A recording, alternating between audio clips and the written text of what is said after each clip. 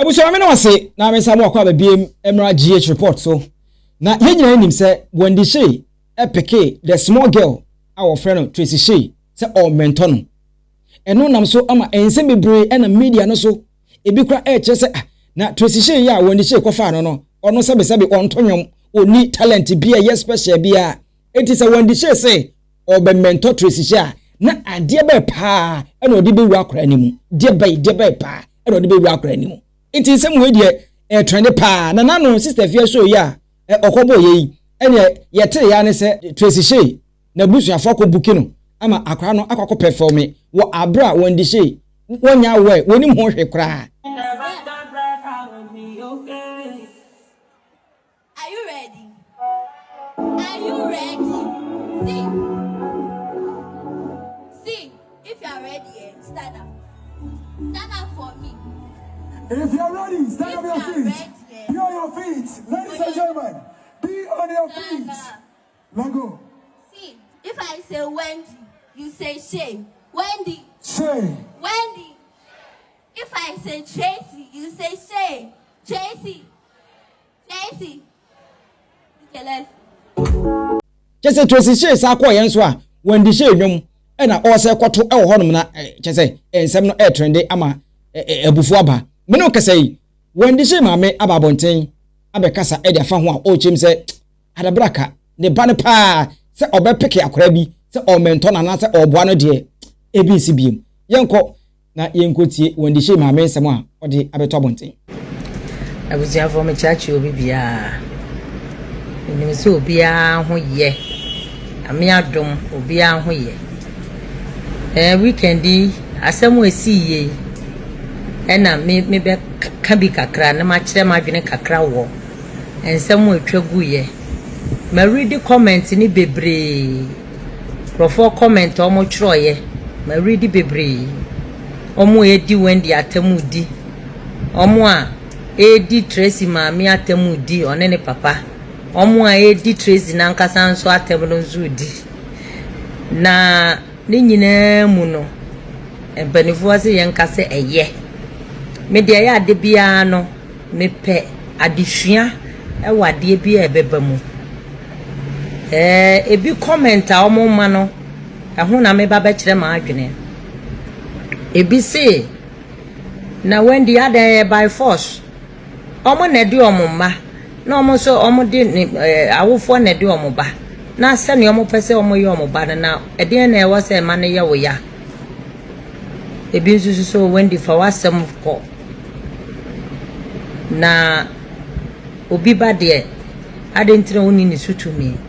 obi nso se ono na awo ne ba nti se Wendy di akola na fa ba bi a enye na se awofo ne mpa awoso omutie mu obi nso se awofo no omaye eyo omo no mo ba no ni nyina ye bible se mo ma ni nyina mo mu nyini na twabre ni dura ono nyame obeyi ni die wom ni enkrofo e kan ne omo kire omo adwene ni nyina no ni nyina eye but ni nyina twamfu ano ni amepasa meka e wasem we hu se mpanifo se obi ye opapa na wahawo sa ebe no eye emu etre bebre enye se sa atam na oye opapa no enye se ebia eye boni o nanso because of papa ye bia obi dia ye woni nti obehunu se obi timi ye obibi anase asem bi esi na panyini bi di nano atum timi hwe pani no anase wotimi hwe ne wadi ubone no na wakase papa ye bia wo ye maame anase wotimi ekohia obi a wa ye papa ba na epia wadi ubone no wahunu se wo maame ne mama Shay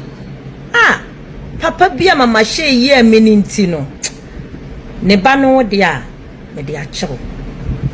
anu nti na yesi obi ye papa no wa hawo ne mo ka se eye maame no ono ane ba o betimi di na ye bibibia o peye maame ne papa ye na wofo no eye no kure nanso mpanimfoɔ sɛ enam dua so na homa ehunu so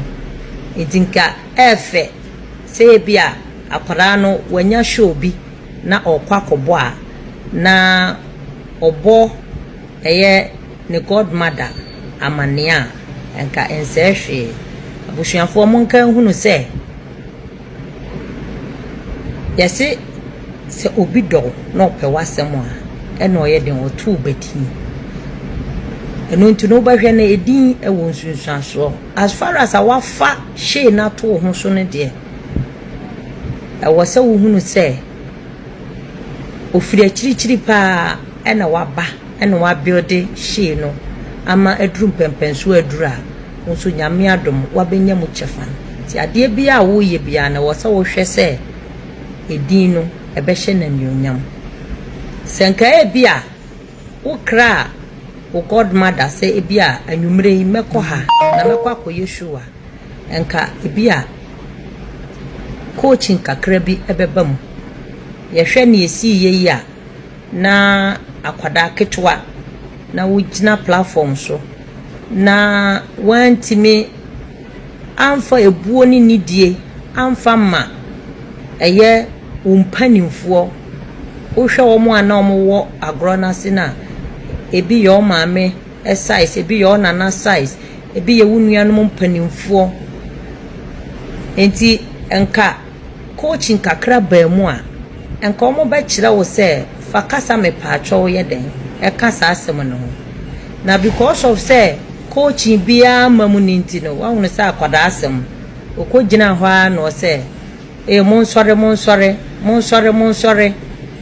so ati ase ama nkrofo bebre adwa wo hwɛ comment section na se a bebre adwa sɛ akwala ketwa wo coach wo mpanifo sɛ omonsɔre na omonka hye wo ka sɛ ya but senka respect bi eba mu a enka bebia bɛkɔ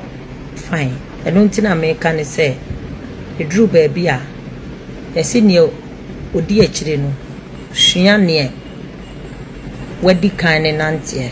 sɛ ne ɛbɛyɛ a bibia ɛbɛyɛ fine but mo a sɛbe mo ka sɛ akola no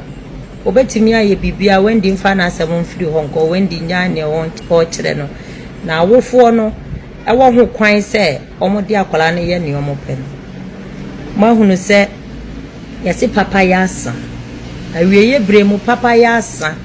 sɛ obia mpɛ sɛ ɔbɛyɛ papa biem because of nneɛma bi ɛne comment bi ne nsɛm bi a bibisi a ebi kanti no na onipa na ɔwɔ ɔpepa ɛso ɔbɛyɛ n'adwuma no wobɛhwɛ no no wate asan nkwala bebre efreme kwala bebre freme pa omo pe akwanya sene Tracy enyen yo me kura me ka kire Wendy say nka onhwe na onte dancing school emfa ma nkwada no nti mu gidi say we obeye biem onyo ugidi say musician bi wo ho na akwala bi wo talenta obefa akwala no aboa nana onye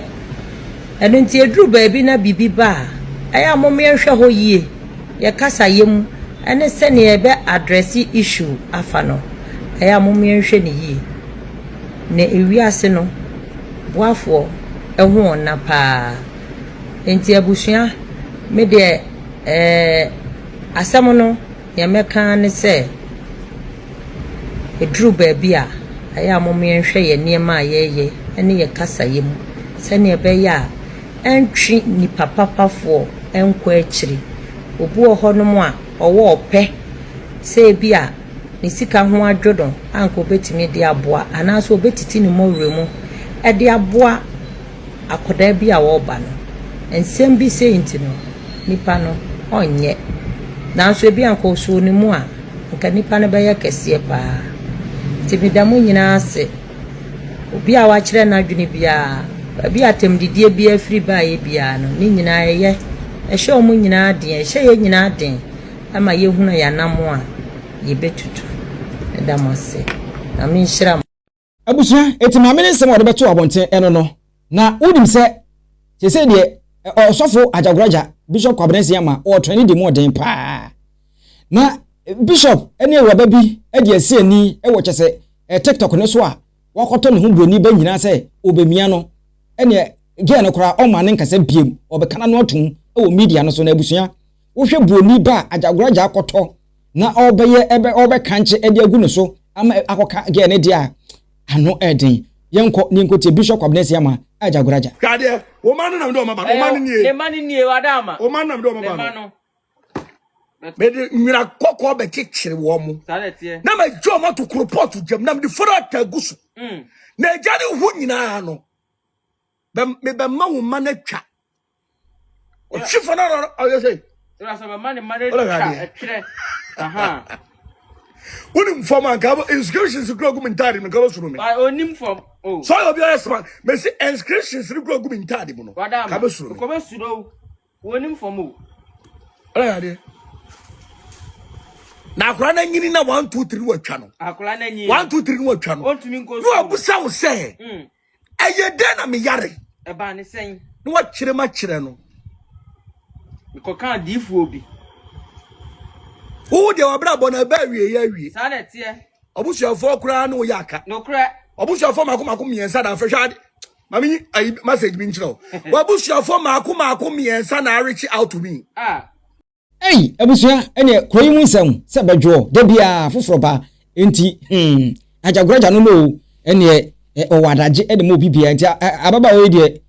o sebe sofo bia on sha se ntumrika enko no ho o konfo bia wonko no ho o dunsni bia wonko na